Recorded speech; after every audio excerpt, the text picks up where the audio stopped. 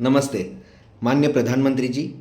आज जब आप हमारे एक फ्रेंड या दोस्त बन के इंस्टाग्राम और फेसबुक में आ ही चुके हैं, तो एक फ्रेंड और दोस्त के हिसाब से आपसे कुछ कहना चाहते हैं। आप एक हिंदू होने का दावा भी करते हैं और हिंदू भी हैं। तो हिंदू के घर में भगवत गीता रहता है और उसी भगवत गीता में जन्म के आधार पर जाति कहीं भी उल्लेख नहीं है, बल्कि भगवान कृष्ण ने गुण और कर्म के आधार पर वर्ण की व्यवस्था की बात की थी। गीता में कुल 4 वर्ण हैं, ब्राह्मण, क्षत्रिय, वैश्य और शूद्र, जो मनुष्य के जन्म से नहीं बल्कि उसके स्वभाव और कार्यों के वजह से तय होता है। अध्याय 18 41वां श्लोक में श्री कृष्ण कहते हैं कि 4 वर्णों के कर्म उनके स्वभाव से बांटा गया है। गीता के अनुसार जो व्यक्ति ज्ञान और सत्य के मार्ग पर होता है वो ब्राह्मण होता है, जो वीरता दिखाता है वो क्षत्रिय कहलाता है, जो व्यापार करता है या बिजनेस करता है उसको वैश्य कहते हैं, और जो सेवा करता है उसे शूद्र कहते हैं। और ये स्थिति व्यक्ति की योग्यता बदल सकती है, जन्म से तय नहीं होती। तो ये तो था गीता के बारे में।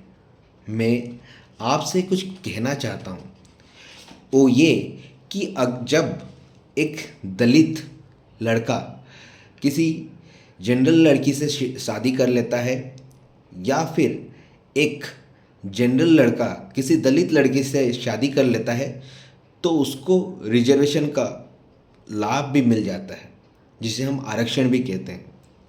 लेकिन वो चीज़ हमारी शिक्षा या फिर किसी सरकारी नौकरी में क्यों नहीं है?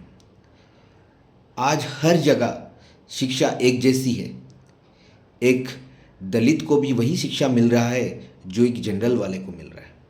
लेकिन जब परीक्षा देने की बात आती है या फिर परीक्षा की फॉर्म फिलअप करने की बात आती है, तो उसमें एक दलित के लिए अलग राशि रखी जाती है और एक जनरल वाले की अलग राशि रखी जाती है। ऐसा क्यों है? आज तो दलित जनरल से भी आगे है, लेकिन आज हर जगह जनरल वाले को बहुत सारे मुसीबतों का सामना करना पड़ रहा है और दलितों को लाभ पे लाभ मिलता ही जा रहा है। और एक चीज़ है, यहाँ पे दलित और जनरल सिर्फ 2 कैटेगरी नहीं है, दलित और दलित भी है। दलित और दलित मतलब एक वो दलित जिसके पास सारे सुख सुविधाएं उपलब्ध हैं, और एक वो दलित जो गरीब है। यहाँ पे जिसके पास सारी सुख सुविधाएं हैं उसके बच्चे को एक अच्छी नौकरी मिल जाती है, क्योंकि वो अच्छे कोचिंग सेंटर में जाता है, अच्छे स्कूल्स में जाता है, अच्छे टीचर्स को हायर कर सकता है, तो उसे अच्छी नौकरी मिल जाती है। ऊपर से उसको रिजर्वेशन का कोटा उसका साथ देता है, जिससे उसका रैंक भी बढ़ जाता है। लेकिन उसी जगह पे एक गरीब दलित की बात करें तो ना उसे अच्छी शिक्षा मिलती है, ना उसे अच्छे टीचर्स मिल सकते हैं, ना किसी अच्छी स्कूल में वो भर्ती भी हो सकता है। तो आप ही बताइए, आप तो हमारे देश के प्रधानमंत्री हैं, तो आप ही इसके बारे में बताइए कि क्या ये ठीक है?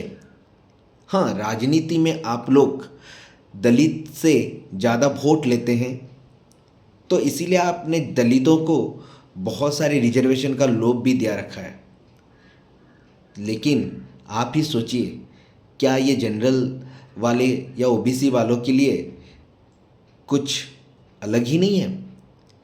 उनके लिए कुछ रुकावट तो नहीं हो रहा है, या फिर उनके साथ कुछ अन्याय तो नहीं हो रहा है? जरा आप सोचिए, आप हमारे देश के प्रधानमंत्री हैं, आप हमारे देश को चलाते हैं, तो आपके अनुसार हर किसी के पास हर चीज़ ठीक से पहुंचनी चाहिए।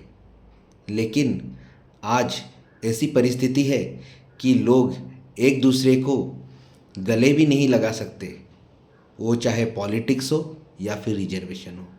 और आज जो जंतर मंतर में हुआ वो आपको पता भी है, और जो छात्र मरे भी हैं उनके बारे में भी आपको पता है। तो आप सोचिए, उनमें से बहुत सारे जनरल कैटेगरी वाले भी हैं। तो क्या आप इसको लेके कुछ नया कदम उठाएंगे?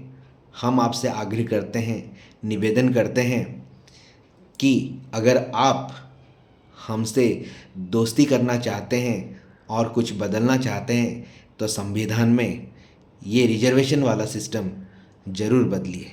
धन्यवाद। जय हिंद, जय जगन्नाथ, वंदे मातरम।